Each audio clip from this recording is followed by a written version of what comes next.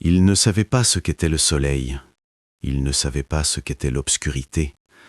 Les lampes au-dessus de leur tête brûlaient en permanence, jour et nuit, année après année. Ils ne connaissaient pas les mots pour appeler à l'aide, et il n'y avait personne à appeler. Pendant de longues années, personne n'était entré, à l'exception de l'homme qui apportait la nourriture. Puis un jour, un grand bruit a retenti. La porte, qui avait toujours été verrouillée, est soudainement tombée. Dans l'embrasure se tenaient des gens dans des vêtements étranges. Ils parlaient fort, ils éclairaient avec des lampes de poche. Ils n'ont pas compris ce qui se passait. Ils se sont recroquevillés dans un coin, le visage caché dans leurs mains. L'un d'eux a commencé à se balancer. C'est ce qu'il faisait toujours quand il avait peur. Ces gens avaient passé toute leur vie dans une pièce de 12 mètres carrés, sans fenêtre, sans mots, sans nom. Et ce jour-là, le 27 juin 2008, ils ont vu des visages étrangers pour la première fois. Comment une telle chose est-elle possible ? Comment peut-on cacher des gens pendant tant d'années dans une maison ordinaire au milieu de la ville ? La réponse commence par un mince filet de fumée s'échappant d'une lucarne. Et par un homme qui ne voulait absolument pas laisser les pompiers monter au 2e étage. Sheffield, nord de l'Angleterre. Vers midi, le centre de répartition des pompiers reçoit un appel. Un voisin a remarqué quelque chose d'étrange. De la fumée s'échappe d'une fissure sous le cadre d'une lucarne d'une maison individuelle. Pas noire, pas épaisse, une légère brume grise, comme celle du plastique qui se consume. Un détail facile à ignorer. Mais le voisin a quand même appelé. L'équipe est sur place en 3 minutes. Le propriétaire les accueille, un homme d'âge mûr, d'une politesse appuyée, il sourit, écarte les bras, il dit qu'il y a eu une stupide erreur. Un toast a brûlé dans la cuisine, il a déjà tout éteint et ouvert les fenêtres. Il s'excuse pour le dérangement. Mais le chef d'équipe remarque une incohérence. Les fenêtres de la cuisine au rez-de-chaussée sont fermées. Et l'odeur qui émane de la maison ne ressemble pas du tout à celle du pain brûlé. Une odeur lourde, douceâtre et chimique, celle d'un câblage surchauffé et de plastique en fusion. Le chef d'équipe est inflexible. Conformément à la loi sur les services d'incendie et de secours, ils sont tenus de localiser la source de la fumée signalée par des témoins. Il faut inspecter la maison. Le rez-de-chaussée est impeccable. Dans la cuisine, ni miettes, ni fumée, ni appareil allumé. Le propriétaire les suit et sa politesse commence à se fissurer. Lorsque les pompiers se dirigent vers l'escalier, il leur barre le chemin. Il dit que sa femme malade dort à l'étage et qu'il ne faut pas l'effrayer. Il insiste sur le fait qu'il n'y a pas de feu. Il a tout vérifié lui-même. Le chef d'équipe souligne les faits. La fumée provenait du côté de la mansarde, exactement là où les voisins l'avaient vue. On ordonne au propriétaire de s'écarter. Le chef d'équipe demande au répartiteur d'appeler la police. Le conflit avec le propriétaire entrave l'inspection. La situation s'envenime. L'homme ne fait plus semblant d'être calme, il exige un mandat invoquant l'inviolabilité de la propriété privée. Mais la police, arrivée en renfort, met rapidement un terme au débat. Au Royaume-Uni, en cas de suspicion d'incendie, les services d'urgence n'ont pas besoin de mandat. Le droit de sauver des vies et d'assurer la sécurité prévaut sur le droit à la vie privée. L'homme est repoussé. Au 2e étage, le couloir est vide, mais tout au bout se trouve une porte massive menant à la mansarde. Elle n'est pas simplement fermée, mais renforcée par un cadenas supplémentaire, ce qui est tout à fait inhabituel pour l'intérieur d'une maison d'habitation. De la fente sous la porte s'échappe cette même odeur chimique et âcre. Le chef donne l'ordre de l'enfoncer. Mais avant de parler de ce qu'ils ont trouvé derrière la porte, il faut comprendre. Qui est cet homme ? Pourquoi résistait-il si violemment ? Que cachait-il là-haut ? Pendant que les pompiers et la police travaillent au 2e étage, le propriétaire de la maison est retenu en bas. Lorsque le bruit de la porte enfoncée retentit d'en haut, Kerrigan ferme les yeux un instant, mais ne prononce pas un mot. Son identité est rapidement établie, Peter Kerrigan. Selon les registres, il est domicilié à cette adresse à Sheffield depuis 23 ans, aucun déménagement n'ayant été enregistré pendant cette période. Les premières recherches dans les bases de données ne révèlent rien de criminel.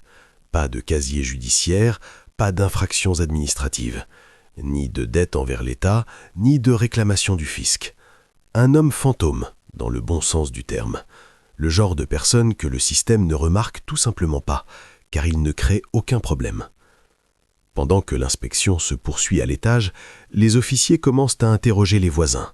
Procédure standard, qui vit dans cette maison? Que sait-on de la famille? Y a-t-il ou des plaintes ou des bizarreries? La voisine d'à côté dit que Kerrigan vit ici depuis longtemps. Un homme silencieux qui reste à l'écart, salue une fois sur deux. Mais il ne pose aucun problème. La pelouse est toujours tondue, les poubelles sont sorties à l'heure, la maison est en parfait état. Le voisin d'en face ajoute des détails.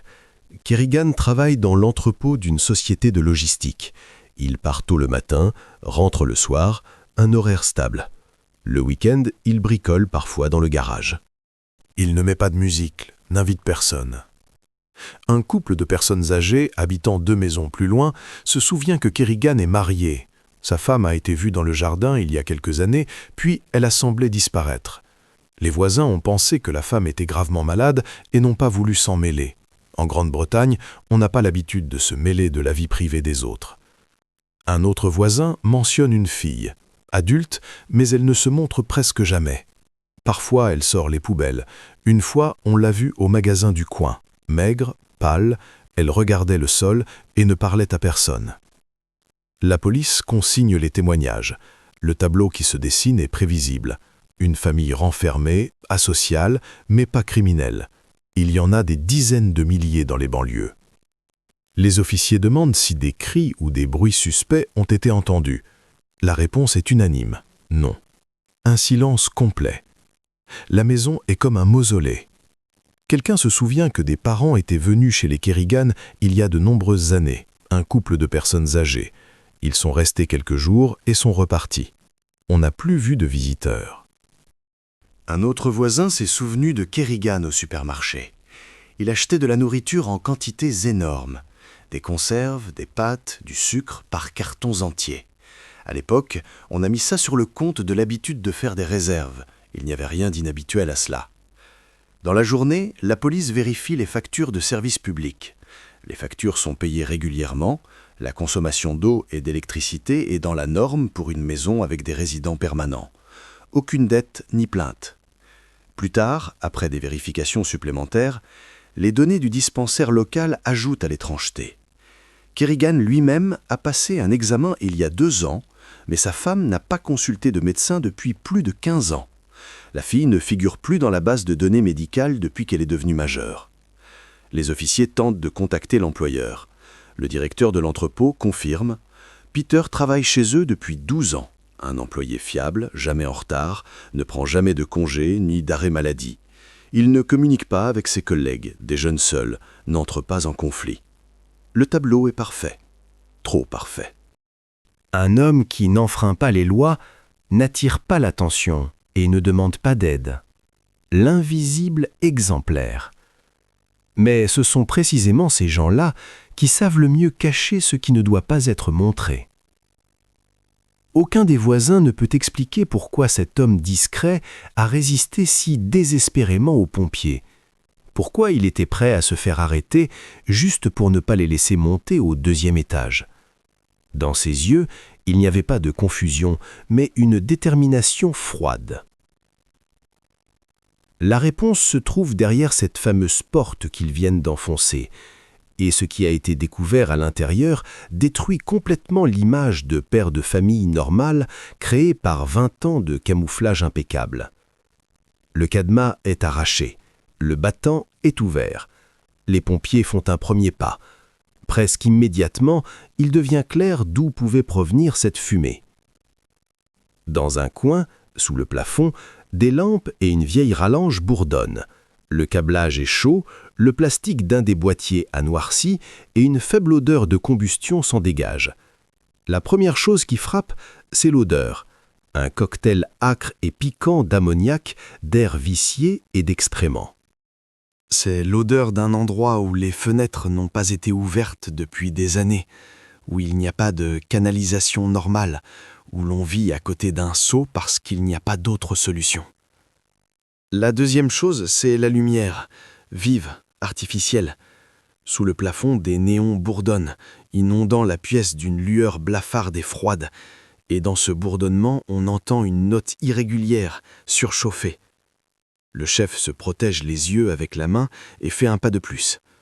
La pièce est petite, une mansarde avec un plafond en pente. Les fenêtres sont solidement condamnées par du contreplaqué et scellées avec du papier d'aluminium. De l'extérieur, tout semble hermétique, mais une fine fente subsiste le long du cadre. C'est par là que la fumée s'échappait. Les lampes ici brûlent 24 heures sur 24. Dans cette maison, les notions de jour et de nuit n'existent pas. Le sol est jonché de vieux matelas, sales, déchirés, imprégnés d'humidité. Des bouteilles en plastique, des emballages vides de biscuits bon marché et des boîtes de conserve sont éparpillées partout. Les détritus sont mélangés à des excréments. Dans un coin, il y a un seau en plastique. Il est plein à déborder, son contenu s'est répandu sur le sol. Mais ce n'est pas le plus important. Dans le coin le plus éloigné, contre le mur, on aperçoit 2 silhouettes. Dans la lumière bleuâtre, elles ressemblent à des formes indistinctes. 2. Assises sur leurs talons, serrées contre le plâtre. Immobiles.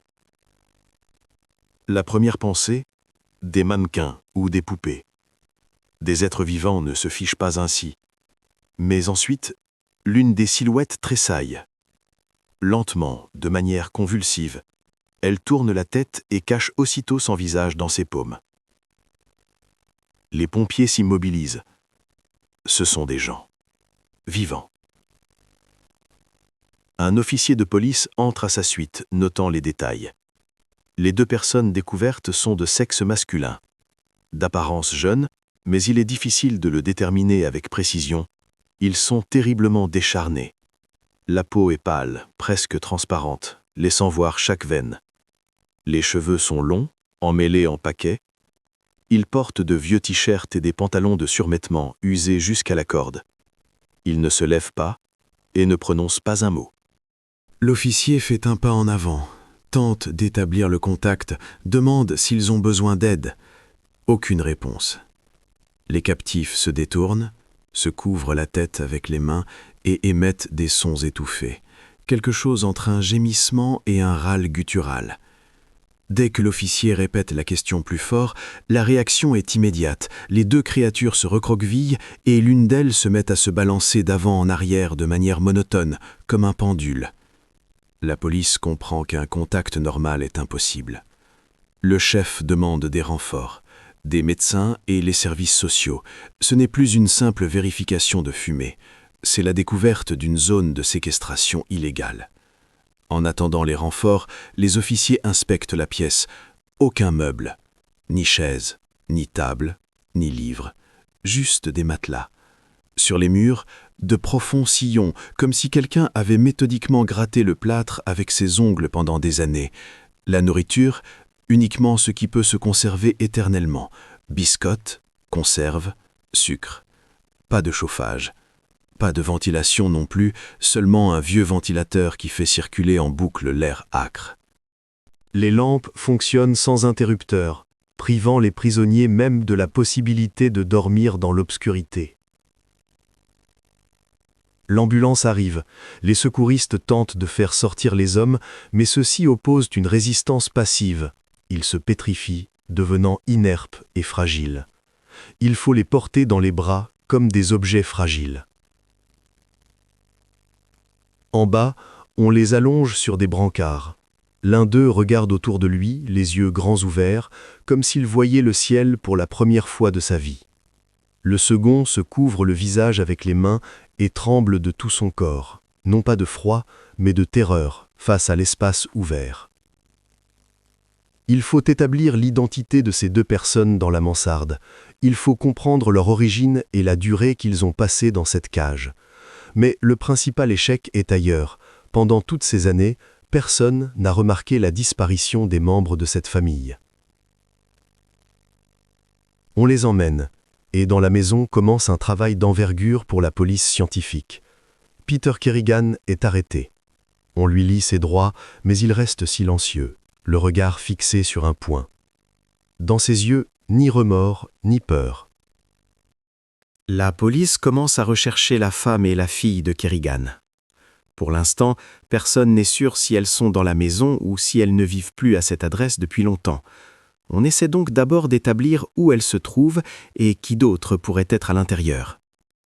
Les réponses commencent à émerger quelques heures plus tard, et chaque nouveau fait est plus effrayant que le précédent. 27 juin, vers le soir. L'ambulance amène les 2 hommes à l'hôpital de Sheffield. Ils sont placés dans une chambre séparée, calme, avec une lumière tamisée. Les médecins comprennent que les procédures standards ne fonctionneront pas ici. L'examen initial est mené par 2 médecins et une infirmière. Ils agissent avec précaution. Chaque mouvement brusque provoque la panique. L'un des patients se met à se balancer. Le second se couvre la tête avec les mains et émet les mêmes sons inarticulés. Les médecins enregistrent les paramètres de base. Tous 2 de sexe masculin. Il est difficile de déterminer leur état avec précision car leur développement physique n'est pas conforme à la norme. Taille inférieure à la moyenne, poids critique. Indice de masse corporelle au niveau d'une dénutrition sévère. Peau pâle, presque transparente. Veines très apparentes. Masse musculaire pratiquement absente. Os déformés. Jambes arquées. Cage thoracique enfoncée. Colonne vertébrale courbée. Tous les signes du rachitisme, une maladie qui se développe en cas de carence prolongée en vitamine D et en lumière du soleil. Dents en état déplorable, caries, émail détruit, gencives enflammées, cheveux cassants, ternes, ongles qui se dédoublent et s'effritent. Les médecins tentent d'établir le contact. Ils posent les questions les plus simples. Comment vous appelez-vous? Où avez-vous mal? Aucune réponse. Les 2 patients ne parlent pas. Pas du tout. Seulement des sons, gutturaux, inintelligibles, semblables à ceux émis par des personnes ayant de graves troubles de la parole ou après un isolement social complet. L'un des médecins suggère que leur parole ne s'est jamais développée ou qu'elle a été perdue par manque de communication. Pour parler, il faut entendre parler, il faut de la pratique. Si une personne n'entend pas de discours qui lui est adressé et ne participe pas à une conversation pendant des années, elle désapprend à prononcer des mots. Le psychologue, appelé en consultation, note des symptômes supplémentaires: évitement du contact visuel, mouvement monotone, réaction de panique à la lumière vive, incapacité à évaluer l'espace. L'un des patients tente de se blottir dans un coin de la chambre. Le second ne lâche pas la couverture dont on l'a recouvert. Il la serre des 2 mains. Communique protection. Ce sont des signes d'isolement prolongé, de privation sensorielle, d'une absence totale de socialisation. Les médecins font une prise de sang. Les analyses montreront une carence de toutes les vitamines essentielles, une anémie, des problèmes de foie et de reins. L'organisme fonctionne à bout de force, à la limite. Pendant que les médecins s'occupent des patients, la police continue son travail dans la maison de Kerrigan. Les experts de la police scientifique examinent la mansarde centimètre par centimètre, prélèvent des échantillons, recueillent des preuves. Ils trouvent plusieurs vieux cahiers, dedans des dessins d'enfants, des gribouillis. Des tentatives d'écrire quelque chose. Les lettres sont maladroites, irrégulières, comme si quelqu'un avait appris à écrire sans professeur, sans exemple. Autre découverte, un calendrier artisanal, des bâtons sur le mur. Quelqu'un a compté les jours, les mois, les années. S'est perdu en cours de route, a cessé de compter. Au cours de l'inspection de la maison, la femme de Kerrigan est arrêtée. On ne la voyait presque plus de la rue depuis des années, mais elle était dans la maison tout ce temps. Une femme d'âge mûr, émaciée, effrayée. Elle ne résiste pas, reste silencieuse, regarde le sol, comme si elle attendait la permission de parler. La fille de Kerrigan, Sarah, est également arrêtée sur les lieux. Elle aussi se trouvait dans la maison, ne sortait pas voir les voisins et ne se montrait presque jamais dans la rue. Elle paraît plus âgée que son âge. Elle aussi se tait.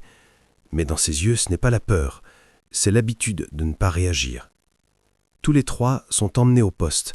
Kerrigan refuse toujours de parler. Il est placé en cellule, sa femme et sa fille sont placées séparément. La police commence à vérifier les documents. Et c'est là que le principal problème est découvert. Les 2 hommes trouvés dans la mansarde n'ont aucun document. Aucun. Ni acte de naissance, ni dossiers médicaux, ni inscription dans les écoles. Officiellement, ces personnes n'existent pas, n'ont jamais existé. Le système ne les connaît pas. La base de données est vide. Les enquêteurs demandent des informations aux maternités, vérifient les registres des 20 dernières années, cherchent des correspondances avec le nom de famille Kerrigan, l'adresse, les dates. Rien. Aucune naissance de 2 enfants n'a été enregistrée dans cette famille. Aucune trace. Un processus d'identification est lancé. Expertise ADN, comparaison avec les échantillons de Kerrigan, de sa femme et de sa fille. Cela prendra du temps, mais seule l'analyse génétique pourra établir qui sont ces personnes et comment elles sont liées à la famille. En attendant les résultats, les enquêteurs tentent de comprendre la chronologie. Combien de temps les 2 hommes ont-ils passé dans la mansarde? Quand y ont-ils été placés? Pourquoi personne n'a rien remarqué? Les voisins témoignent à nouveau. Personne n'a jamais vu ces 2-là. Personne n'a entendu de cris. Personne ne soupçonnait que dans cette maison vivaient des gens dont l'État ignorait l'existence. Le tableau commence à se dessiner. Mais il est si monstrueux que même les enquêteurs expérimentés ont du mal à croire ce qu'ils voient. 27 juin, tard dans la soirée. Peter Kerrigan est assis dans la salle d'interrogatoire. Face à lui, 2 inspecteurs. L'enregistrement est en marche sur la table. Le redatage permettra de voir chaque pause et chaque mot. Kerrigan n'a pas l'air désemparé. Il n'est pas nerveux. Il ne demande pas d'explication. Il est assis calmement, les mains sur la table, le regard fixé sur un point. L'inspecteur commence par la partie obligatoire. Il lit les droits, explique pourquoi Kerrigan est là et que ce n'est plus une histoire de pompiers. Séquestration illégale, mauvais traitement, tentative de dissimuler que dans la maison vivaient des personnes dont aucun service n'avait connaissance. Kerrigan écoute en silence, n'interrompt pas, ne pose pas de questions. Première question, qui sont les 2 hommes trouvés dans la mansarde? Kerrigan marque une pause, longue. Puis il répond, des parents éloignés, les fils de sa cousine Germaine. Elle est décédée il y a quelques années. Il les a pris chez lui, temporairement. L'inspecteur demande des précisions. Pourquoi étaient-ils enfermés à l'étage? Kerrigan répond, ils sont malades, mentalement instables. Ils peuvent être dangereux pour eux-mêmes. Il les gardait là pour leur propre sécurité. Question suivante, pourquoi n'ont-ils pas de papier? Kerrigan dit que les documents ont été perdus. Il prévoyait de les refaire, mais il n'en a pas eu le temps. Ça traînait, longtemps. L'inspecteur lui demande de donner les noms de ses parents. Kerrigan hésite. Il dit qu'il ne s'en souvient pas exactement. L'un s'appellerait James, le second peut-être Thomas ou Timothy. Il n'est pas sûr. Question, comment s'appelle la cousine, leur mère? Kerrigan répond Mary ou Margaret. Ils ne se sont pas vus depuis de nombreuses années. Il se souvient mal d'elle. L'inspecteur relève les contradictions. Kerrigan dit qu'il a recueilli des parents, mais il s'embrouille dans les prénoms. Il dit qu'il s'occupait d'eux, mais les gardait dans des conditions indignes. Il dit qu'ils sont malades, mais n'a jamais cherché d'aide médicale pendant tout ce temps. Question. Pourquoi a-t-il fait obstacle aux pompiers? Kerrigan explique, il a eu peur. Il ne voulait pas que des étrangers voient ses parents. Il craignait on les emmène dans un établissement. Il voulait s'occuper d'eux lui-même. L'inspecteur demande, comment s'occupait-il d'eux exactement? Kerrigan énumère, il les nourrissait, leur apportait de l'eau, des vêtements, veillait à ce qu'ils n'attrapent pas froid. Question. Pourquoi n'y avait-il ni chauffage, ni lumière normale, ni meubles dans la mansarde? Kerrigan répond, c'était une pièce temporaire. Il avait l'intention de l'aménager mieux, mais il manquait d'argent et de temps. L'inspecteur montre des photos de la mansarde, la saleté, le seau qui déborde, ce qui est visible immédiatement. Il demande, c'est ça, s'occuper d'eux? Kerrigan se tait, puis il dit, il a fait ce qu'il pouvait, c'est mieux que la rue, mieux qu'un foyer. Question. Pourquoi personne ne connaissait leur existence? Les voisins, les médecins, les écoles, les services sociaux. Kerrigan répond, il voulait les protéger des regards extérieurs. Les gens ne comprennent pas, ils jugent. Il était convaincu que c'était mieux ainsi. L'inspecteur change de tactique. Il interroge sur sa femme. Savait-elle pour les gens dans la mansarde? Kerrigan hoche la tête. Elle savait. Elle aidait. Apportait de la nourriture. Faisait parfois le ménage. Question sur la fille. Elle savait aussi. Kerrigan confirme. Toute la famille savait. C'était une décision commune. L'inspecteur pose une question directe. Pourquoi les deux hommes ont l'air si décharnés? Pourquoi leurs os sont-ils déformés? Pourquoi ne parlent-ils pas? Pourquoi ont-ils peur de la lumière? Kerrigan ne répond pas. Regarde sur le côté. L'inspecteur répète la question. Kerrigan prononce « Ils ont toujours été comme ça, depuis le début, faibles, malades. Il n'est pas responsable de leur état. » Question « Où sont les actes de naissance ?» Kerrigan dit « Leur mère n'a pas fait les papiers. Elle a accouché à la maison, sans médecin. Puis elle est décédée. Les documents ont disparu. » L'inspecteur demande « Quand est-elle décédée exactement ?» Kerrigan répond « Il y a environ 7 ans, peut-être 8. Il ne s'en souvient pas précisément. » Question « Où est-elle enterrée ?» Kerrigan répond « Incinérée, une cérémonie privée, dans une autre ville. » Chaque réponse soulève de nouvelles questions. Chaque détail contredit le précédent. L'histoire de Kerrigan s'effondre à la première vérification. L'inspecteur marque une pause. Puis il annonce « L'expertise établira le lien de parenté entre lui et les hommes retrouvés. L'ADN ne ment pas. S'il ment, cela se saura. » Kerrigan ne réagit pas. L'inspecteur lui propose de dire la vérité, maintenant, avant qu'il ne soit trop tard. Kerrigan secoue la tête. Il dit « Il veut un avocat. Il ne dira plus rien sans avocat. » L'interrogatoire est interrompu à ce stade, ce qui est consigné dans l'enregistrement. Kerrigan devient le principal suspect et reste en détention. L'étape suivante, parler à sa femme et à sa fille, séparément, sans lui et sans possibilité de comparer leurs réponses. Après le premier interrogatoire de Kerrigan, il est clair que ces déclarations ne mèneront pas loin. Il reste calme, utilise des phrases générales et, au moment opportun, se réfugie derrière son avocat. Les enquêteurs passent donc à l'étape logique suivante, en s'adressant à ceux qui vivaient sous le même toit que lui et qui ont pu en voir davantage. Matin du 28 juin. La femme de Kerrigan est amenée dans la salle d'interrogatoire, séparément, sans son mari à ses côtés. L'enregistrement est en marche. La femme a l'air épuisée. Son visage lui donne plus que son âge, maigre, pâle, les mains tremblantes. Elle s'assoit et se recroqueville aussitôt, comme si elle voulait devenir plus petite et plus discrète. L'inspecteur commence calmement, sans pression. Il lui demande de parler dans l'ordre et seulement de ce qu'elle sait elle-même, de ne pas essayer de deviner, de ne pas répéter les mots des autres s'ils ne reposent sur rien, simplement de raconter comment les choses se passaient à la maison. La femme hoche la tête, regarde la table. On lui demande directement si elle savait que 2 personnes se trouvaient à l'étage. La pause s'éternise puis elle répond doucement qu'elle savait. On lui demande ensuite de préciser depuis quand. La femme ne donne pas de date exacte. Elle dit que cela dure depuis longtemps. De nombreuses années. Combien exactement, elle n'est pas sûre. Cela ne sonne pas comme une esquive, mais comme l'habitude de ne pas compter le temps et de ne pas poser de questions. Puis elle répète la version de son mari. Des parents éloignés, 2 membres de la famille de sa cousine, malades. Peter a dit que c'était mieux ainsi. Les phrases sonnent comme si elles avaient été maintes fois répétées dans sa tête pour ne pas se tromper. L'inspecteur demande si elle les a vues elle-même. La femme acquiesce. Elle les a vues, mais rarement. Selon elle, Peter ne l'autorisait pas à y monter souvent. Son rôle, apporter la nourriture et partir.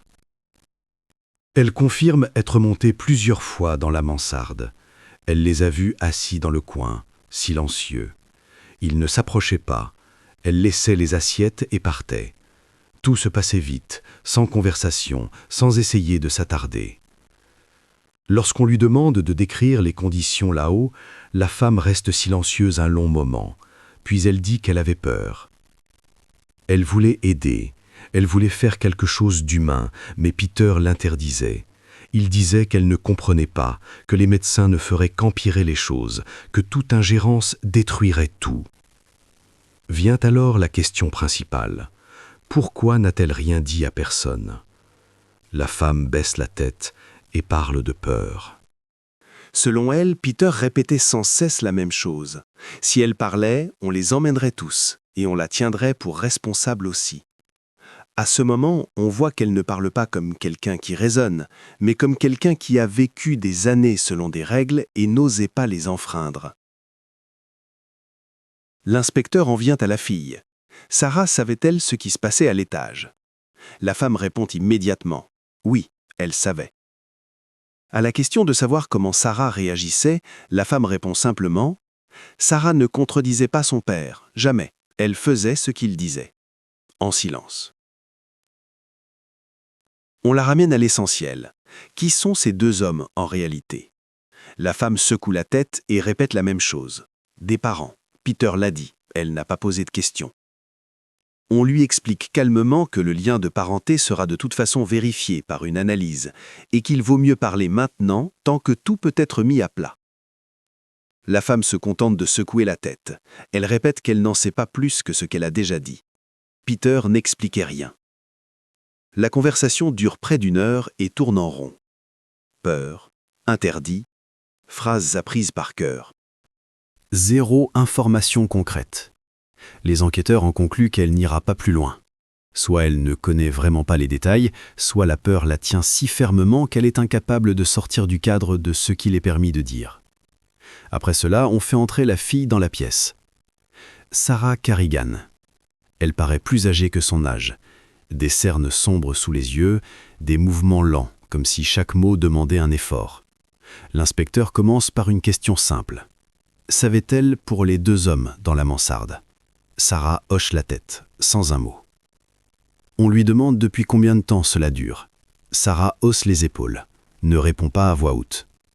L'inspecteur essaie d'établir le contact.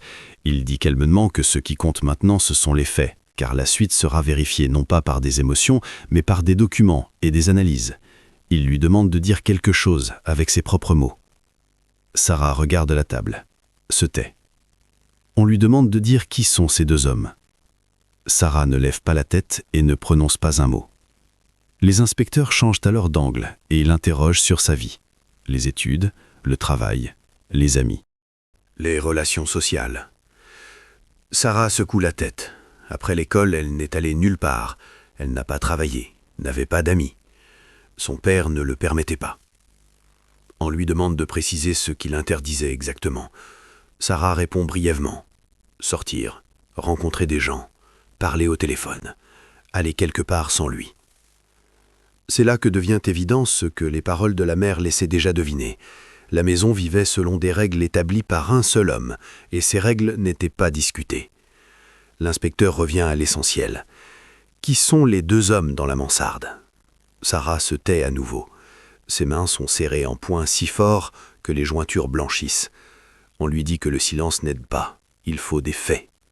Sarah lève la tête, croise le regard de l'inspecteur une seconde, puis baisse de nouveau les yeux et dit doucement « Je ne peux pas ». Elle le répète encore une fois « Je ne peux pas ». Elle ne donne aucune explication. On lui demande de dire pourquoi elle ne peut pas. Sarah ne répond pas. Elle ne fait que répéter les mêmes mots. La conversation se termine sans presque aucun résultat. On ne parvient à tirer de Sarah ni nom, ni date, ni explication. Les enquêteurs font alors ce qu'ils font toujours quand les mots ne fonctionnent pas. Ils prennent ce qui peut être vérifié. L'inspection de la mansarde, les rapports médicaux, l'absence de documents, l'analyse génétique, toutes les archives et traces du temps qui ne dépendent pas de la peur d'autrui. C'est ce qui fera avancer l'affaire désormais. Pas les conversations, mais ce qui peut être posé sur la table et vérifié. Dans cette affaire, les discussions se heurtent rapidement à un mur. La femme répète la même chose, la fille se renferme, Kerrigan s'accroche à son avocat et fait comme s'il s'agissait d'une simple erreur. Les enquêteurs se rabattent donc sur ce qui ne dépend pas de la peur ou des silences des autres. Les archives, les traces, le comportement quand il n'y a personne d'autre qu'une caméra dans le coin. Peter Kerrigan est en détention provisoire depuis plusieurs jours. Dans la cellule, la surveillance est assurée 24 heures sur 24. Et lorsque les inspecteurs visionnent les passages clés, la nuit, les repas, les contacts avec le personnel, ils s'attendent à l'habituel. Agitation, crise de nerfs, réveil nocturne, tentative de faire valoir ses droits bruyamment, le moindre détail où une personne perd le contrôle. Kerrigan ne leur donne rien de tout cela. Il se lève de la même manière, fait sa toilette, se prépare sans se presser. Il lisse sa couverture, plie ses affaires en pile, comme si ce n'était pas un lieu impersonnel, mais son propre ordre qui devait régner partout. Il mange aussi de la même manière, ne se hâte pas, ne laisse rien dans son assiette. Finit et la repose calmement, sans démonstration, sans colère ostentatoire. Puis il s'assoit sur sa couchette et fixe le mur. Longtemps. 1 heure, parfois plus. Il ne tourne pas en rond, ne secoue pas la porte, ne se parle pas à lui-même.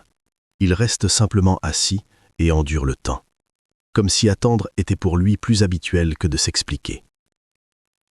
Le détail le plus révélateur apparaît sur une broutille. Le déjeuner est servi en retard. Kerrigan appelle un gardien et, d'une voix égale, demande des explications. Sans crier et sans grossièreté. Son ton n'est ni plaintif ni nerveux, il est professionnel, comme si on lui devait un service à heure fixe. Les gardiens le diront tous de la même manière. Il est poli, mais il impose sa volonté. Après le déjeuner, il demande des livres. Il choisit de l'histoire, des biographies, de la littérature documentaire. Il lit attentivement, pas pour la forme. Il ne ressemble pas à un homme submergé par la peur, mais à un homme qui s'occupe l'esprit pour ne pas s'effondrer. Un psychologue vient le voir, tente d'engager la conversation, lui demande comment il se sent. Kerrigan répond calmement qu'il n'a pas besoin d'aide, que tout va bien. Quand la conversation porte sur ce qui se passe autour de lui, il dit la même chose qu'aux inspecteurs. Tout s'éclaircira bientôt, on l'a mal compris, c'est une erreur. Et il le dit avec une telle assurance, comme s'il voyait déjà la fin, où il aura de nouveau raison. Le psychologue aborde avec précaution le sujet des 2 hommes retrouvés à l'étage. Kerrigan répond avec les mots qu'il faut, espère qu'on les aide, que les soins seront corrects. Seulement, il n'y a aucune chaleur dans sa voix, aucune anxiété. Il parle d'eux comme on parle d'un problème que d'autres doivent résoudre. Le soir, tout se répète. Dîner, toilette, coucher à la même heure. Il s'endort vite, dort profondément. Sur les enregistrements nocturnes, pas d'agitation, pas de crise. Il maintient une routine, comme si la routine était la dernière chose qu'il ne fallait pas céder. Pour les enquêteurs, c'est plus clair que n'importe quelle conversation. La pression n'a aucun effet sur lui.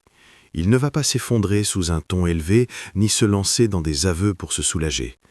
Il vit dans un schéma où tout doit être sous contrôle, et il essaie toujours de maintenir ce contrôle. La faille doit donc être cherchée ailleurs que dans ses paroles. La faille sera dans son quotidien, dans la maison, dans la mansarde, dans ses achats, dans ses factures, dans les cahiers, dans les traces du temps, dans ce qu'il a considéré pendant des années comme des détails et n'a pas perçu comme une menace. C'est là que demeure toujours ce qui ne sait pas se taire et ne s'adapte pas à une voix calme. Dans sa cellule, Kerrigan se comporte comme si de rien n'était. Routine immuable, voix égale, exigence calme. Il est assis et attend, comme un homme convaincu qu'il surmontera n'importe quelle conversation. Pendant ce temps, à l'hôpital, les examens des 2 hommes sortis de la mansarde se terminent. Et des résultats apparaissent qu'on ne peut plus balayer d'une pause ou d'un ton calme. D'abord, les médecins confirment ce que leur état laissait déjà deviner. Puis vient un détail que les conditions de vie à l'étage ne peuvent plus expliquer à elles seules. 30 juin. C'est essentiellement le premier jour où les médecins peuvent dresser un tableau complet.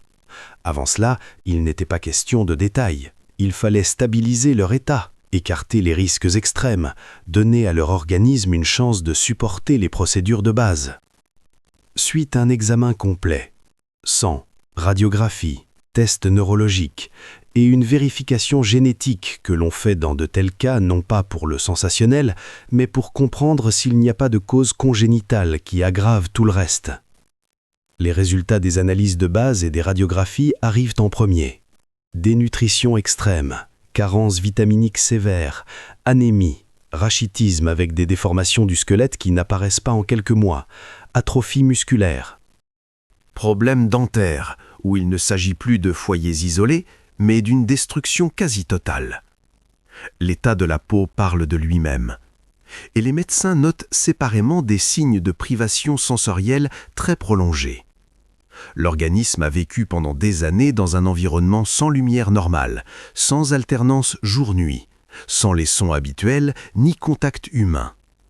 C'est effrayant, mais cela s'explique par ce qui se passait à l'étage, derrière les fenêtres condamnées. Et puis, dans les résultats, apparaît quelque chose que les conditions de vie à l'étage ne peuvent plus expliquer. Le laboratoire observe un schéma de correspondance inhabituel. Chez les deux, il y a trop de sections identiques là où il devrait normalement y avoir plus de diversité. Pas une rareté accidentelle, mais un profil général qui semble trop homogène. Le généticien ne tire pas de conclusion hâtive.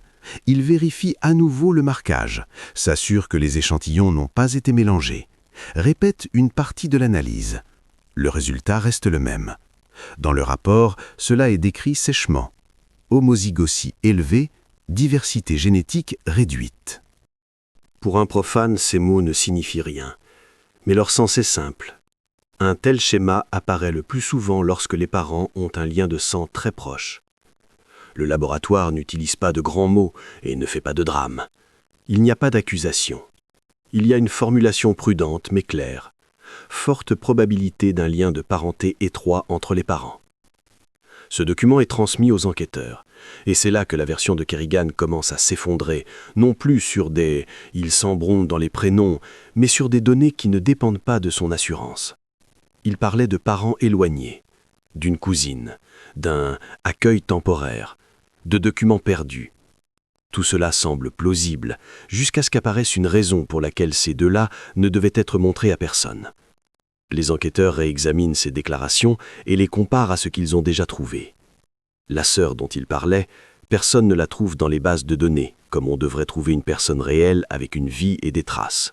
Pas de confirmation normale, pas de parcours compréhensible, pas de personne qui pourrait dire « oui, elle existe, oui, ce sont ses fils, oui, voici les faits ». Et sur ce fond émerge une hypothèse qui fait se serrer l'estomac des gens expérimentés, même s'ils gardent leur sang-froid en apparence. Il pourrait y avoir eu une relation interdite au sein de la famille, celle dont personne ne parle et qu'on ne peut pas révéler sans que tout s'effondre d'un coup. Et si c'est proche de la vérité, alors beaucoup de choses deviennent claires. Pourquoi il n'y a pas eu d'enregistrement à la naissance? Pourquoi il n'y a pas eu de consultation médicale? Pourquoi la maison vivait comme un système fermé?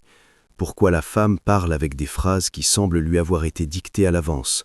Pourquoi Sarah se tait, comme si le silence était plus sûr pour elle que n'importe quelle parole? Une autre chose est importante. Ce n'est pas encore la réponse finale, c'est une piste, et elle ne peut être ignorée. Les enquêteurs passent donc à l'étape suivante sans plus de discussion. Ils ordonnent une comparaison génétique complète pour établir les liens de parenté. Des échantillons sont prélevés sur Kerrigan, sa femme, Sarah, et les deux hommes de l'hôpital. Il faut comprendre qui est parent avec qui, sans conjecture, sans belle version, uniquement sur la base des faits. Le laboratoire prévient que le résultat sera disponible dans quelques jours, et ces quelques jours deviennent pour les enquêteurs un temps précieux pour rassembler tout le reste, pendant que Kerrigan croit encore maîtriser la situation. Car si l'analyse confirme une parenté étroite, alors le rôle de chacun dans cette histoire change.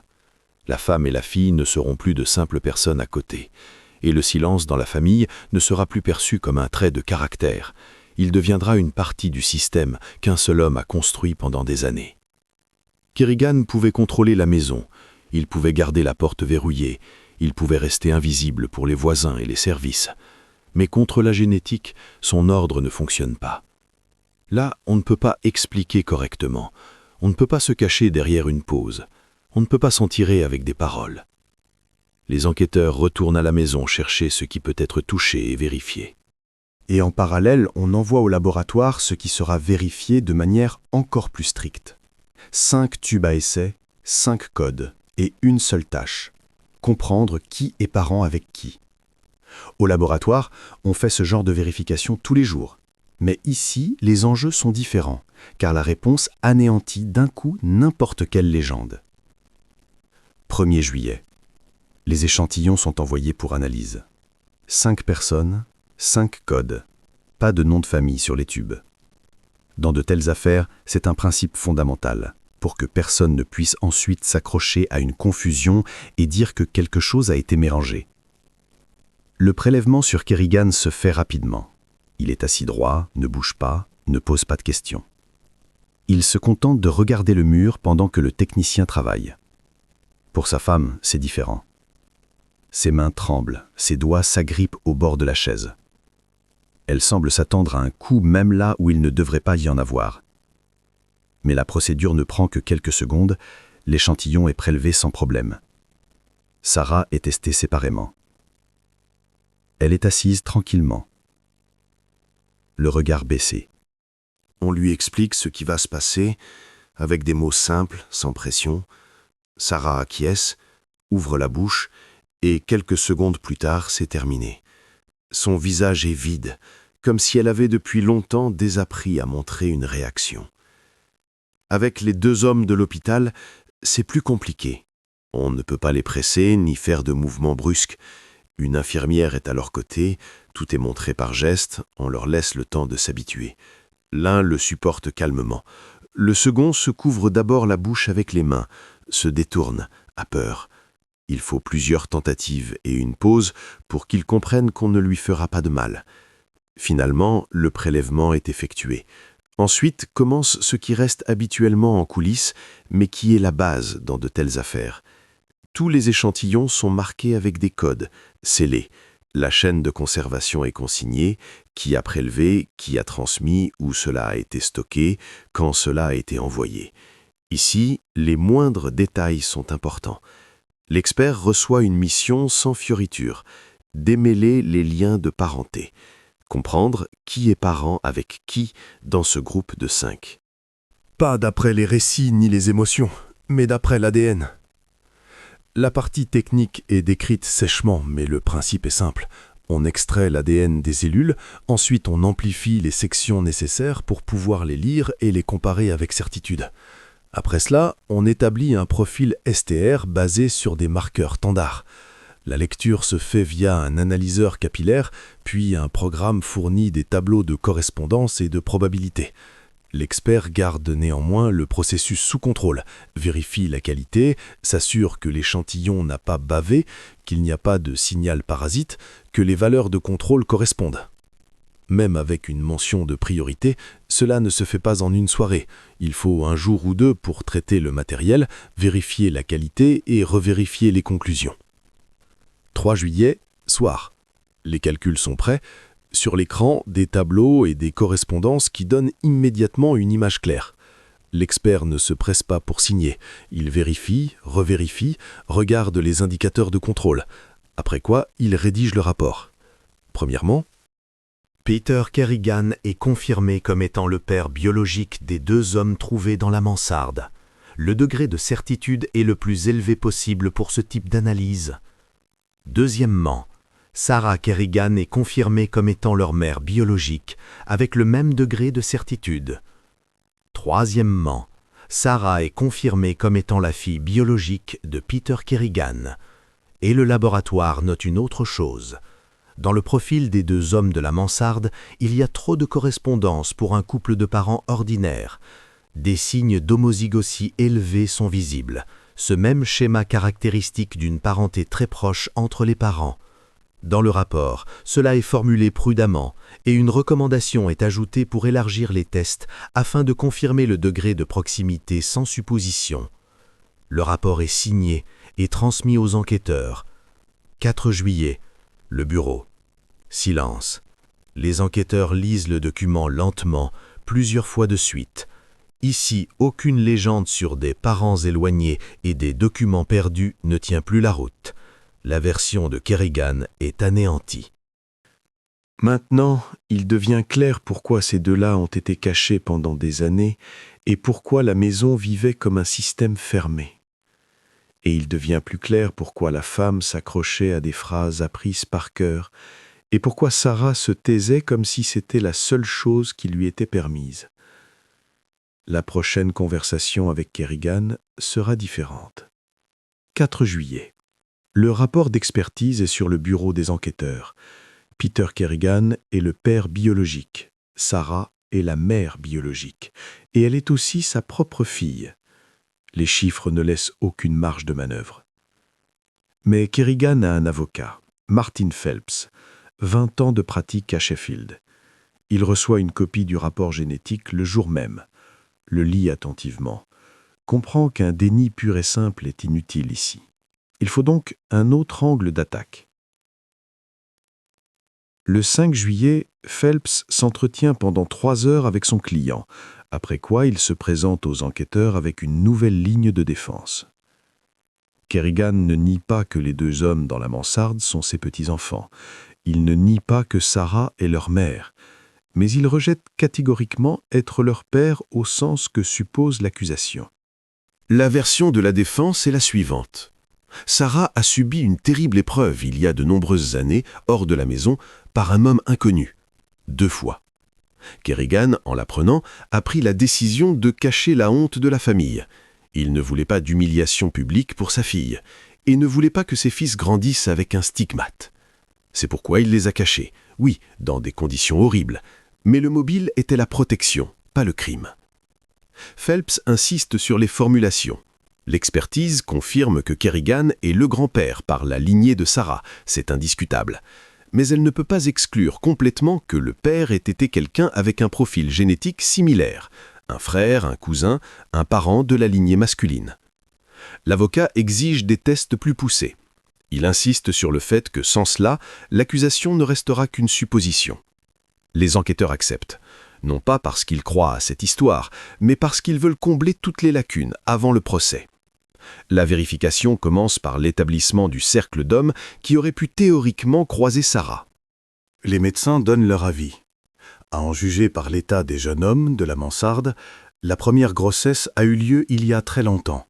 Sarah était alors encore très jeune.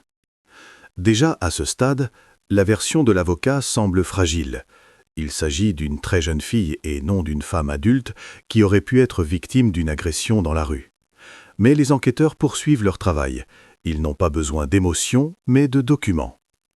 Le 6 juillet, ils demandent des informations sur les parents de Kerrigan de la lignée masculine. Son père est décédé il y a de nombreuses années. Il n'a pas de frère.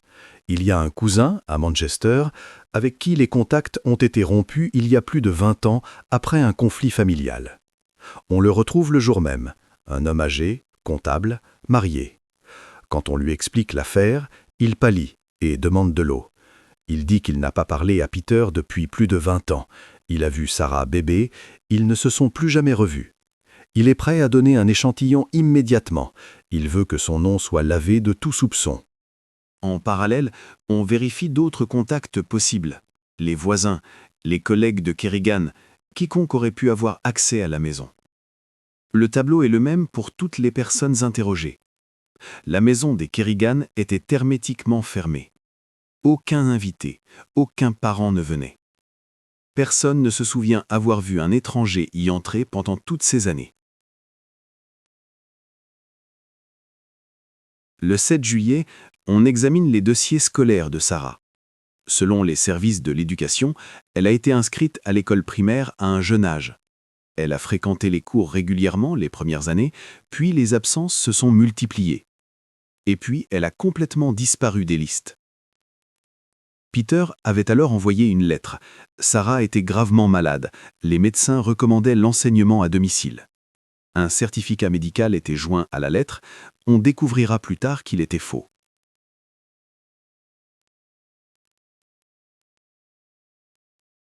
Les dossiers du dispensaire confirment le même tableau. Les premières années, examens et vaccins de routine. Puis, le vide. Aucune consultation. C'est précisément au moment où Sarah a disparu de tous les systèmes de suivi qu'elle est tombée enceinte pour la première fois. Ce n'est pas une coïncidence. Kerrigan a retiré sa fille de l'école et a cessé de l'emmener au dispensaire exactement au moment où son état devenait impossible à cacher. Le 8 juillet, les résultats de l'expertise sur le cousin arrivent. Son profil ne correspond pas. Il est complètement exclu. Il n'y a pas d'autre candidat. La liste des hommes qui auraient pu croiser Sarah est épuisée. Pour chaque nom, il y a soit un alibi, soit une absence d'accès, soit une exclusion génétique directe. Le 9 juillet, les enquêteurs rassemblent toutes les données dans un seul document. Sarah a été isolée du monde extérieur dès son plus jeune âge. La maison était fermée aux étrangers. Tous les hommes de l'entourage ont été vérifiés et exclus. Le seul qui avait un accès constant et illimité à Sarah pendant toute cette période était Peter Kerrigan. La version de la défense s'effondre à la première confrontation avec les faits. Phelps reçoit une copie du rapport. Le lit. Reste silencieux un long moment, puis demande un autre entretien avec son client. 10 juillet. La version de la défense est écartée. Tous les candidats alternatifs ont été exclus génétiquement. Mais pour avoir un tableau complet, l'enquête a besoin d'un témoignage de l'intérieur, de la voix de celle qui a passé toute sa vie consciente dans cette maison. Sarah se trouve dans un centre d'aide spécialisé. Formellement, elle n'est pas une accusée, mais pas non plus un témoin ordinaire. Elle fait partie du système que son père a construit. Et pour démonter ce système, élément par élément, il faut entendre sa voix. On fait appel à Helen Morris, une psychologue clinicienne expérimentée dans les cas d'isolement domestique prolongé.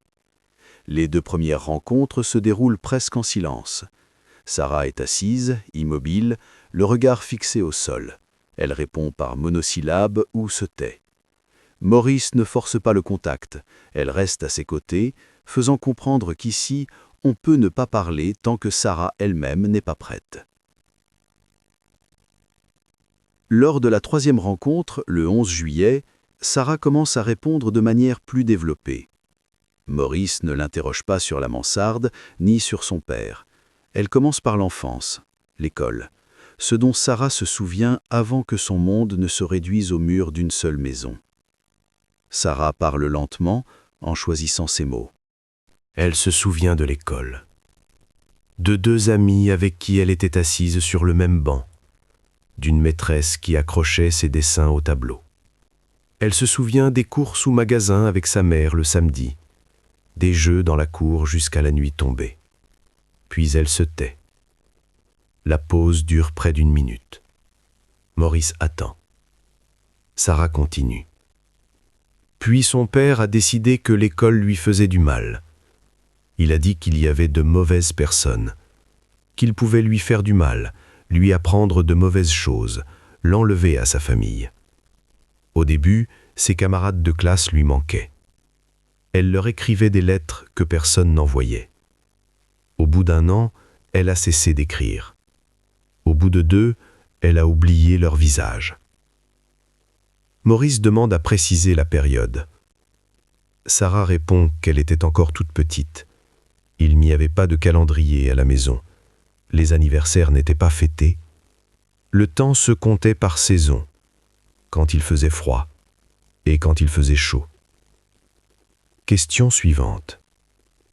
Qu'est-ce qui a changé à la maison après son départ de l'école? Sarah reste silencieuse un long moment.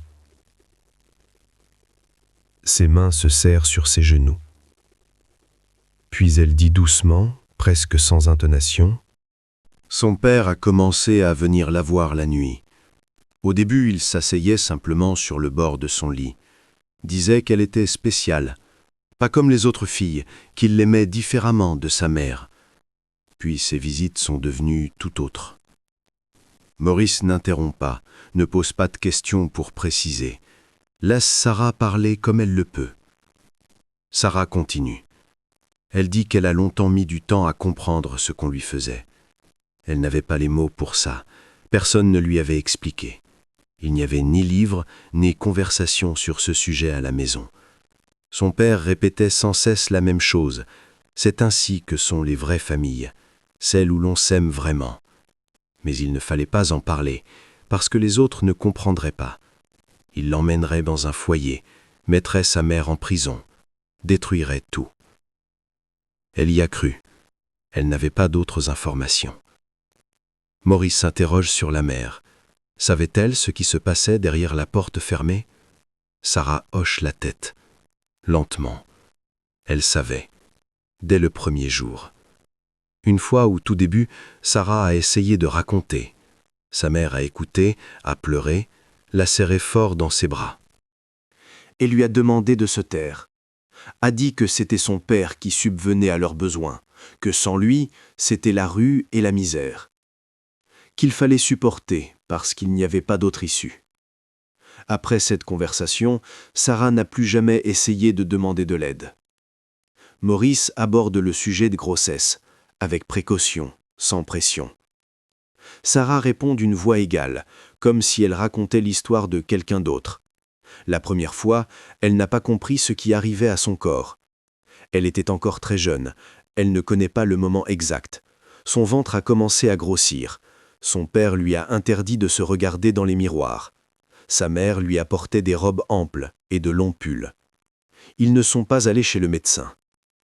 Tout s'est passé dans le grenier. Sa mère l'aidait. Son père attendait en bas. Quand les cris se sont tus, il est monté, a regardé le nouveau-né et a prononcé une seule phrase. « Il restera ici. Personne à l'extérieur ne doit savoir. » 2 ans plus tard, l'histoire s'est répétée. Le deuxième garçon est né dans la même pièce, dans les mêmes circonstances, avec les mêmes mots de son père. Sarah raconte qu'elle a essayé d'être une mère pour eux.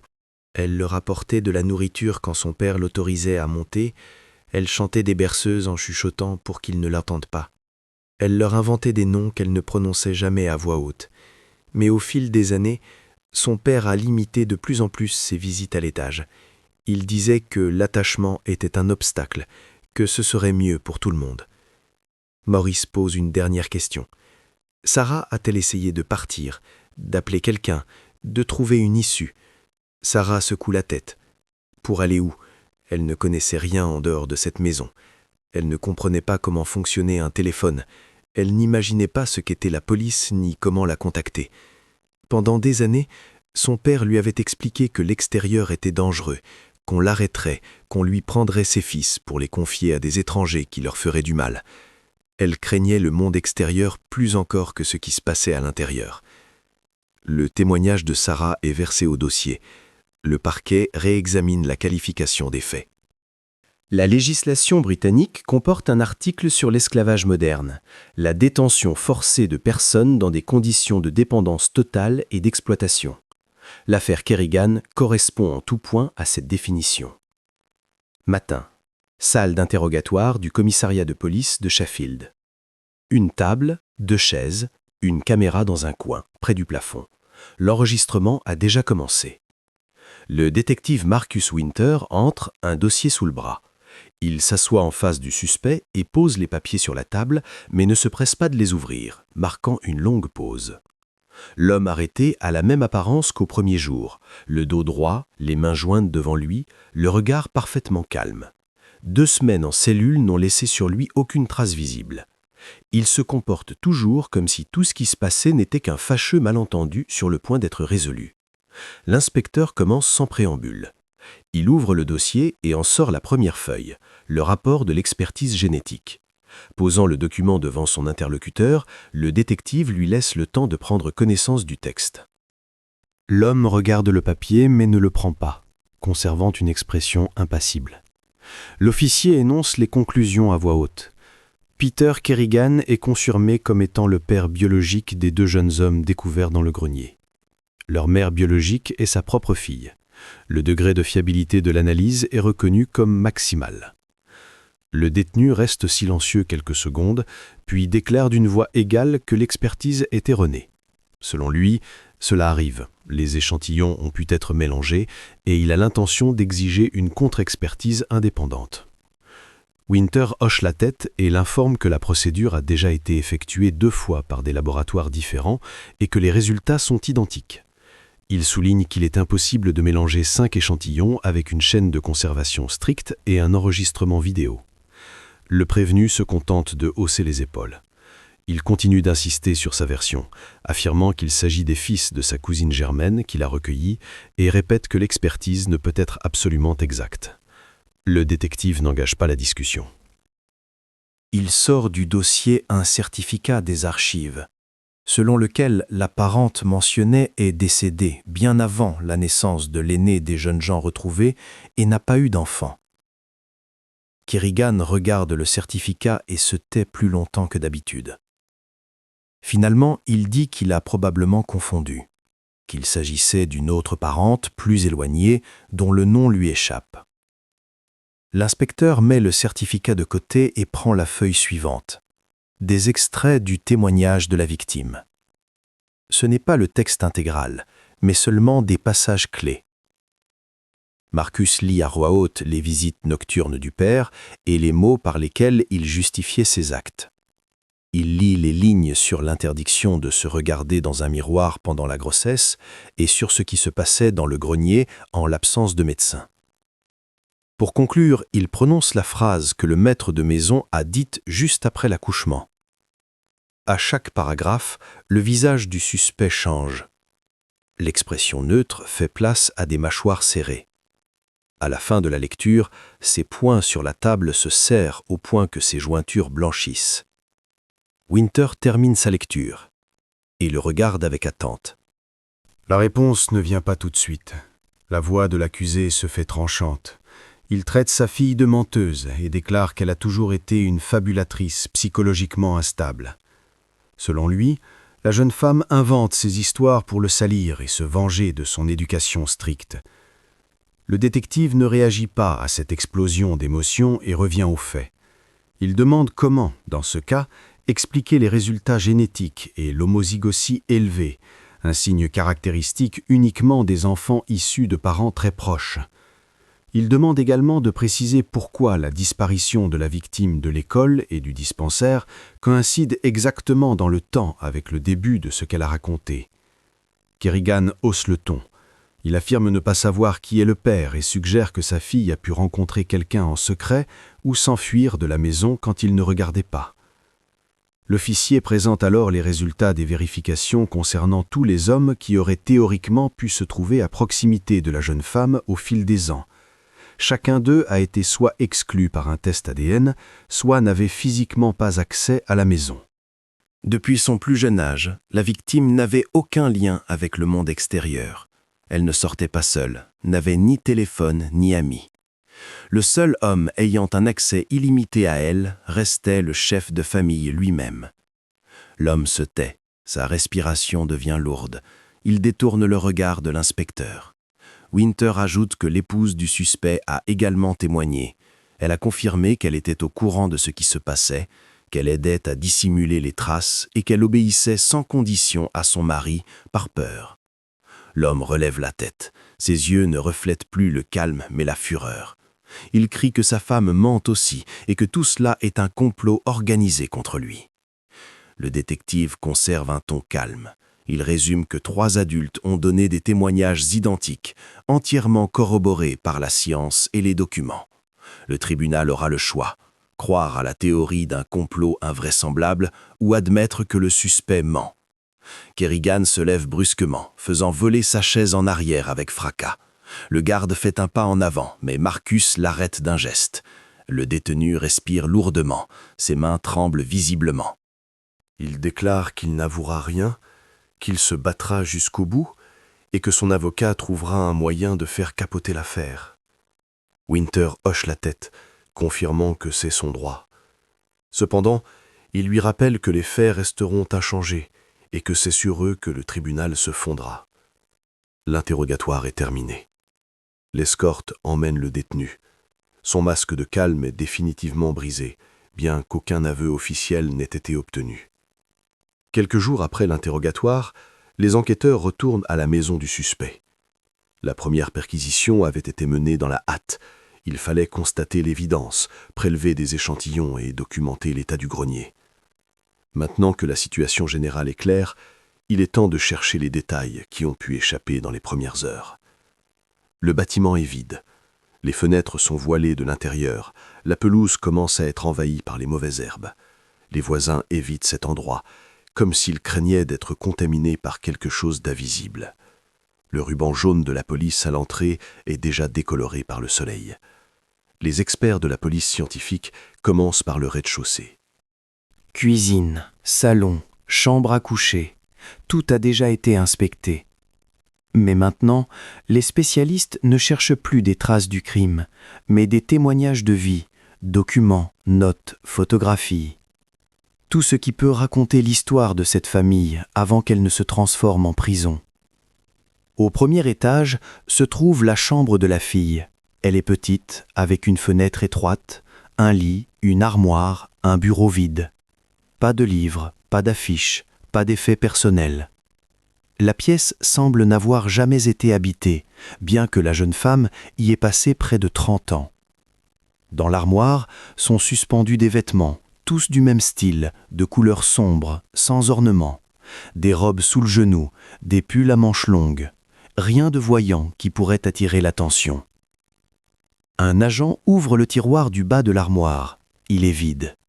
Il examine la paroi du fond, une simple feuille de contreplaqué, mais remarque une incohérence.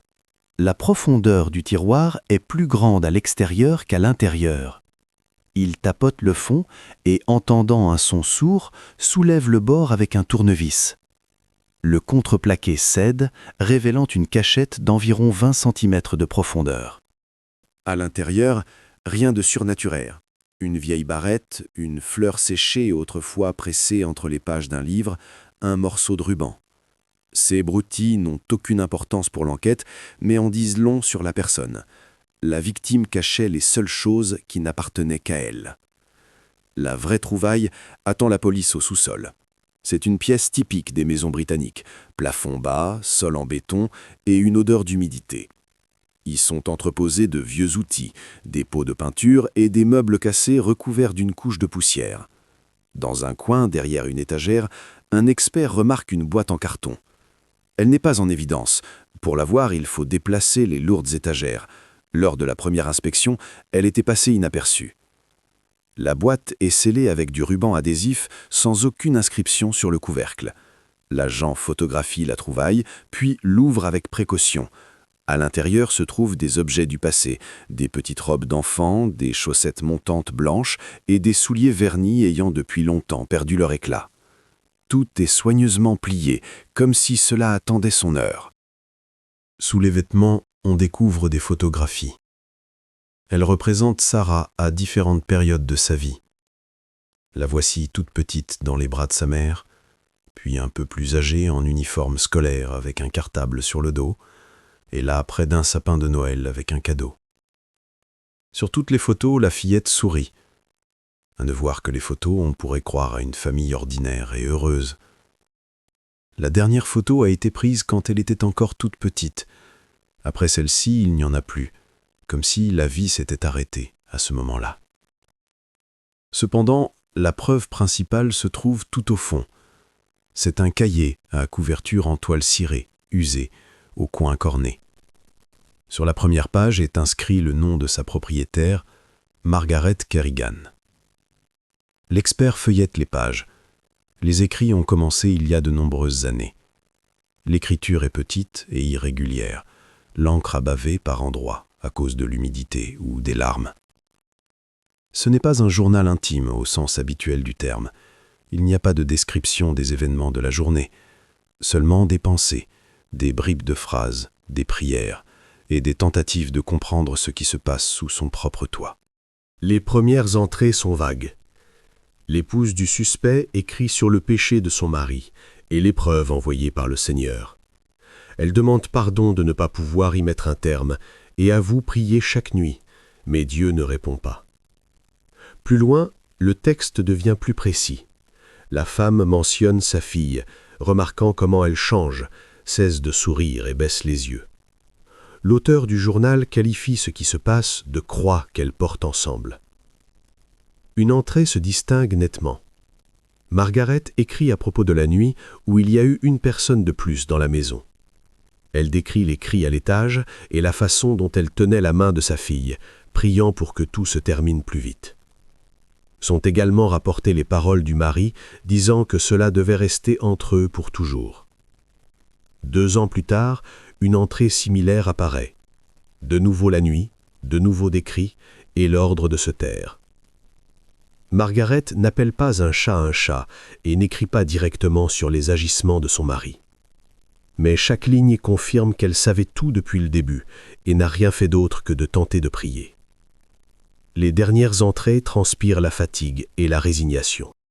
La femme écrit qu'elle a cessé de demander de l'aide et a accepté son sort, n'espérant que le pardon après sa mort. Les enquêteurs transmettent le cahier aux experts.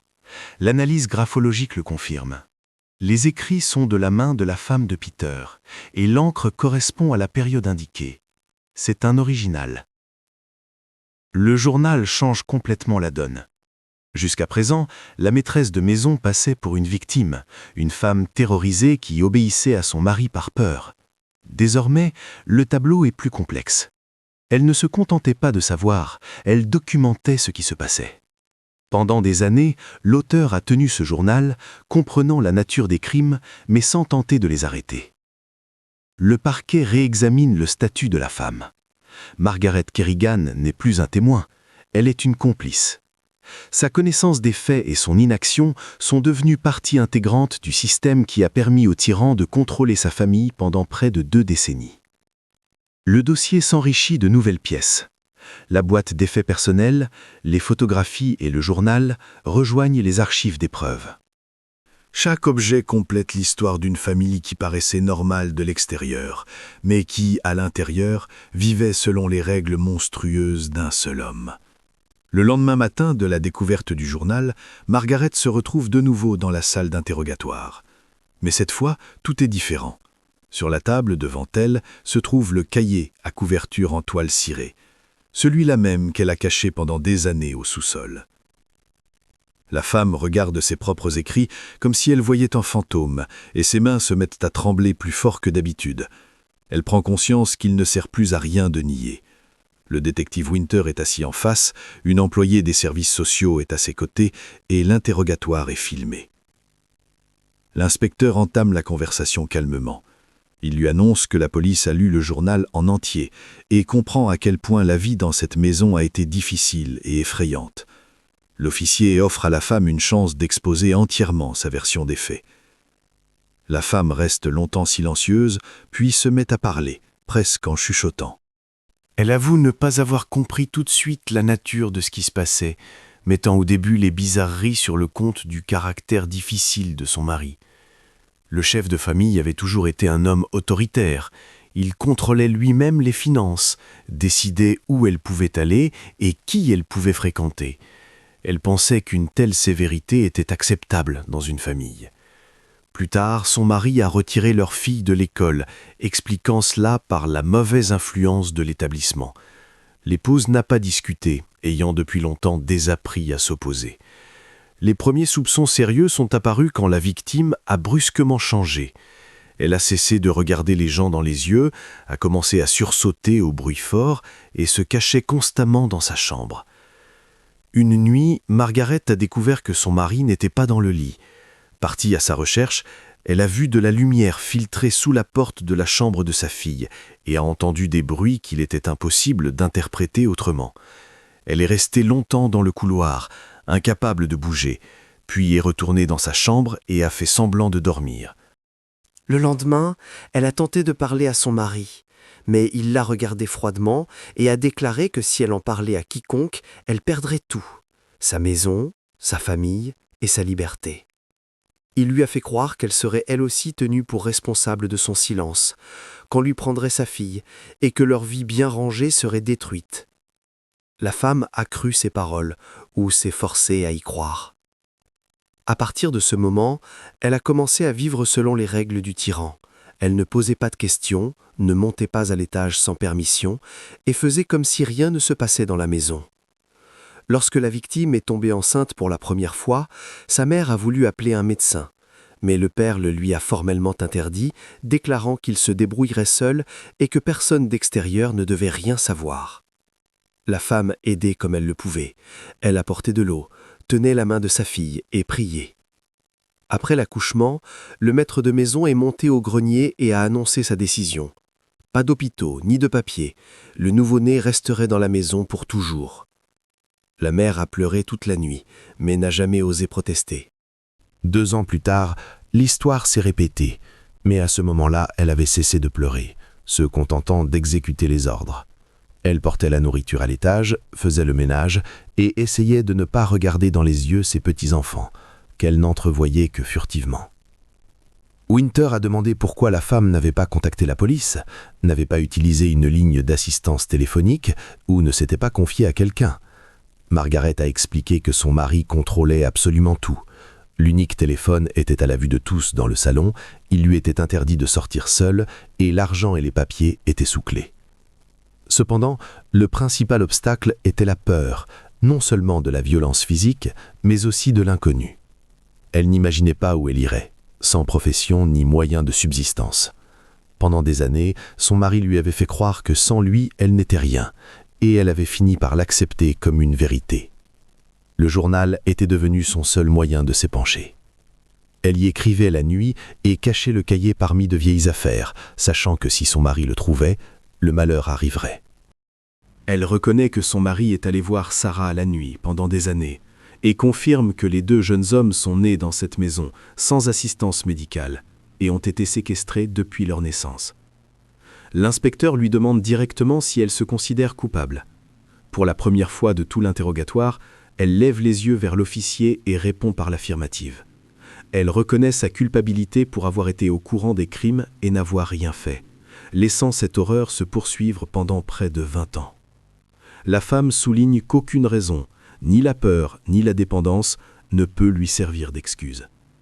Le témoignage est consigné dans le procès-verbal et la mère signe chaque page. Son statut procédural change. De témoin, elle devient accusée de complicité. Désormais, les 2 femmes témoignent contre le chef de famille. Leurs témoignages se complètent mutuellement avec des détails qu'il aurait été impossible de concerter à l'avance. L'avocat de l'accusé reçoit des copies des documents et comprend que la ligne de défense qu'il avait construite vient de s'effondrer. Une semaine après les aveux de la complice, l'équipe d'enquête s'attelle à une tâche qui sort du cadre de la procédure habituelle. Les détectives doivent montrer aux jurés non pas de simples faits bruts, mais l'ampleur réelle de ce qui s'est passé pendant des années dans la maison de l'accusé. Les mots dans les procès-verbaux ne sont que du texte, mais voir tout cela de ses propres yeux est une toute autre chose. À cette fin, ils font appel à des experts en visualisation forensique. Leur tâche est de créer un modèle tridimensionnel précis du grenier en se basant sur les mesures, les photographies et les témoignages. Chaque détail doit correspondre scrupuleusement à la réalité. Le travail commence par le plan de l'espace. La prison des 2 jeunes hommes occupait une surface d'un peu plus de 12 mètres carrés. Le plafond est mansardé des 2 côtés. À son point le plus haut, il atteint environ 2 mètres, et sur les bords, pas plus d'1 mètre. Un adulte ne pouvait se tenir debout que tout au centre de la pièce. Des fenêtres figurent sur le plan, mais en réalité, elles n'étaient pas fonctionnelles. Elles étaient condamnées de l'intérieur par du contreplaqué et recouvertes de papier aluminium à l'extérieur. Aucun rayon de lumière du jour ne pénétrait à l'intérieur.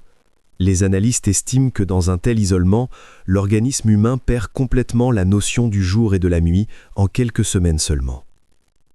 L'éclairage était assuré par 4 lampes fluorescentes fixées au plafond. Elles fonctionnaient 24 heures sur 24, car il n'y avait pas d'interrupteur dans la pièce. Les câbles descendaient jusqu'au tableau électrique du rez-de-chaussée, de sorte que le contrôle de la lumière appartenait exclusivement au chef de famille. Il n'y avait pas de chauffage à l'étage. Le radiateur le plus proche se trouvait à l'étage inférieur, dans le couloir. En hiver, la température dans le grenier pouvait descendre jusqu'à 10 ou 12 degrés. En été, au contraire, elle dépassait les 30 degrés, le toit surchauffé transformant la pièce en fournaise. La ventilation se limitait à un vieux ventilateur de table qui ne faisait que brasser l'air vicié. Un filet d'air frais n'entrait que par de minuscules fentes dans les cadres des fenêtres. C'est de là que le jour du sauvetage s'était échappée la fumée du câblage surchauffé. Il n'y avait pas de sanitaire. À la place, un seau en plastique se trouvait dans un coin. Selon la mère des jeunes hommes, il était vidé tous les 2 ou 3 jours, et parfois moins souvent si le maître de maison était occupé ou oubliait. La nourriture était livrée par la porte 1 ou 2 fois par jour. Le régime se composait de conserves, de biscottes, de biscuits bon marché et d'eau en bouteilles plastiques. Rien qui ne nécessitât de préparation ou de conservation particulière. La vaisselle sale était récupérée le lendemain, quand elle l'était. Les experts modélisent le trajet, de la cuisine au rez-de-chaussée jusqu'à l'entrée du refuge, 23 marches et un virage. La porte était fermée par 2 verrous, une serrure encastrée et un cadenas. Les clés étaient constamment en possession du geôlier, et son épouse ne les obtenait que lorsque son mari l'autorisait à monter. À partir de ces données, un modèle virtuel est créé. Mur gris, sol nu, 2 matelas dans un coin, le seau et des bouteilles vides. Les lampes inondent l'espace d'une lumière blafarde qui ne laisse aucune ombre. L'environnement sonore est recréé séparément. Dans leur lieu de réclusion, le silence était presque total. À cause des fenêtres condamnées, les bruits de la rue ne pénétraient pas à l'intérieur. Les seuls sons qui rompaient le silence étaient des pas dans l'escalier, le grincement du plancher et le bruit de la clé tournant dans la serrure.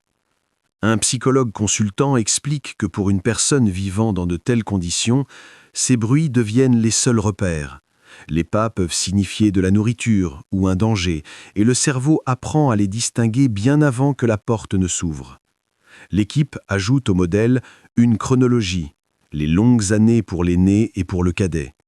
Ce ne sont pas de simples chiffres, mais des milliers de journées identiques, sans soleil, sans air frais, sans voix normale, ni contacts humains. Lorsque la visualisation finale est présentée à l'équipe d'enquête, le silence s'installe dans la pièce. Même ceux qui ont inspecté la maison en personne la voient désormais différemment. C'est une chose d'y entrer quelques minutes avec une lampe de poche, et une autre d'imaginer ce que c'est que d'y passer toute sa vie consciente. La reconstitution immortalise ce qui est difficile à exprimer avec des mots. Ce n'est pas une simple séquestration illégale, mais un système conçu pour un contrôle absolu.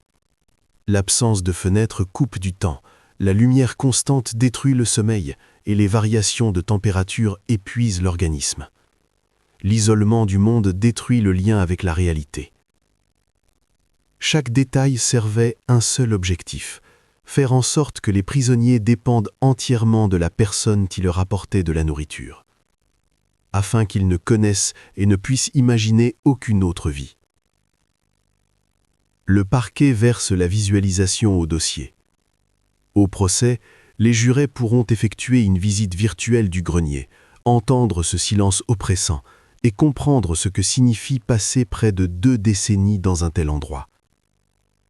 Le tableau du crime est maintenant complet. Le 2 octobre 2008, à la Crown Court de Sheffield, la salle est comble. Elle est bondée de journalistes, de public et de caméras de télévision. Le procès du chef de la famille Kerrigan a captivé l'attention de tout le pays. L'accusé principal est amené sous escorte. Il porte un costume sobre et paraît bien plus âgé qu'il y a 3 mois, mais son regard reste le même, direct et dénué de tout remords. Son ex-femme est assise à part en tant que témoin à charge. Leur fille, la victime, n'est pas présente dans la salle. Sur la recommandation insistante des psychologues, elle a été dispensée de l'obligation d'assister au procès. Le greffier lit les chefs d'accusation et la liste prend près de 5 minutes. Y figurent des crimes graves contre la personne d'un membre de la famille, la séquestration de 2 victimes pendant plus de 15 ans, des mauvais traitements et la dissimulation délibérée de naissance. Le procureur parle pendant une 40aine de minutes. Il montre aux jurés les photographies du grenier, lit les passages les plus accablants du journal et présente des clichés médicaux.